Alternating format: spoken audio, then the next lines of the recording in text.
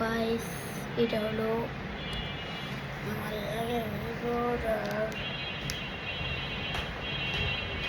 পরের ভিডিও একটা আপলোড দিতেছি।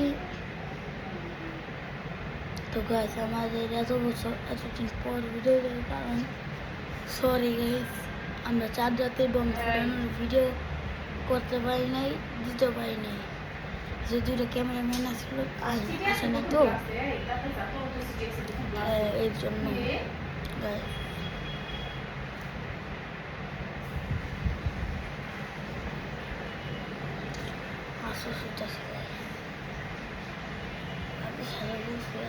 বললাম না তো ভিউজটা পাম না। টাটা, এটাই ছিল আজকের মতন ভিডিও।